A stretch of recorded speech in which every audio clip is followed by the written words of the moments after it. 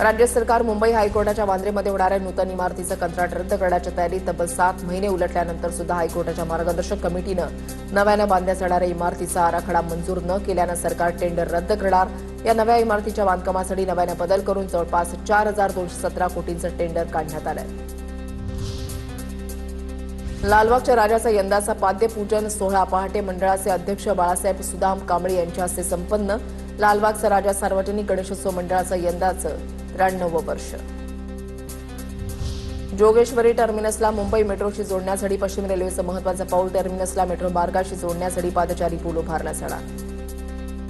मुंबईतील बेकायदेशीर फेरीवाल्यांना ओळखपत्र देऊ नका. फेरीवाल्यांना स्मार्ट ओळखपत्र देताना आवश्यक कागदपत्रांची पडताळणी करा. बोरिवलीचे भाजपा आमदार संजय उपाध्याय यांची मागणी.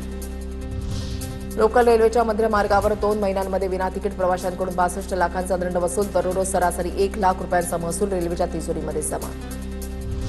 पुणे शहरामध्ये सोमवारपासून 1 दिवसाआड पाणी पुरवठा होणार. प्रशासनाला नियोजन करण्याच्या सूचना. खडकवासला धरण साखळी क्षेत्रामध्ये कमी पाणीसाठा उपलब्ध. पुण्याच्या डेक्कन परिसरातील भिडे पूल आजपासून 5 सप्टेंबरपर्यंत बंद. डेक्कन मेट्रो स्थानकाजवळील पुलाचं काम सुरू होणार असल्यामुळे परिणाम. भिडे पुलासाठी पर्यायी मार्गाचा वापर करण्याचं पालिकेचं आवाहन. आज मध्यरात्रीपासून भिडे पूल वाहतुकीसाठी बंद राहणार. पुण्यातील खडकवासला धरणामध्ये अवघा 0.84 टीएमसी पाणीसाठा शिल्लक. यंदा पर्जन्यमान कमी असल्यानं पाण्याचं नियोजन करावं लागणार. आता पाऊस पाणी संदर्भातल्या टॉप 9 बातम्या पाहूयात. पुढील 2 ते 3 दिवसांमध्ये राज्याच्या आणखी काही भागात मान्सून दाखल होण्याची शक्यता. चंद्रपूरमध्ये उष्ण लाटेचा तर पालघर जिल्ह्यामध्ये उष्ण आणि दमट हवामानाचा इशारा. अमरावतीमध्ये काल झालेल्या मुसळधार पावसामुळे शिवटेकडीवरील अनेक झाडं कोसळली. झाडं उन्मळून पडल्यामुळे फॉगिंग सिस्टीम बंद. महानगरपालिकेकडून पडलेली झाडं हटवण्याचं काम सुरू. बेळगाव जिल्ह्यामध्ये मान्सूनच्या सुरुवातीलाच मुसळधार पाऊस. बैल हुंगळ आणि सौदत्तीमध्ये पुरात वाहनं वाहून गेली. रस्त्यावर दुचाकी पकडण्यासाठी चालकांची धावपळ. जळगावच्या मुक्ताईनगरमध्ये वादळी वारा आणि मुसळधार पावसामुळे केळी बागांना फटका. वादळी वाऱ्यामुळे 648 हेक्टरवरील केळीच्या बागा जमीनदोस्त.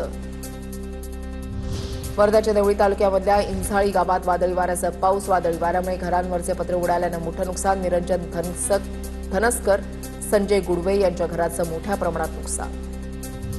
कोकणात मान्सून दाखल होऊन काही दिवस उलटले तरी सिंधुदुर्गमध्ये पावसानं अद्याप जोर धरलेला नाही. पावसाच्या प्रतीक्षेमध्ये असलेला बळीराजा चिंतेत. नाशिकच्या चांदवड तालुक्यामधल्या वागदर्डी परिसरामध्ये जोरदार पाऊस. पावसामुळे डाळिंब बागेचं मोठं नुकसान. कृषी अधिकारी तलाठ्यांकडून नुकसानीचे पंचनामे करण्याचे आदेश.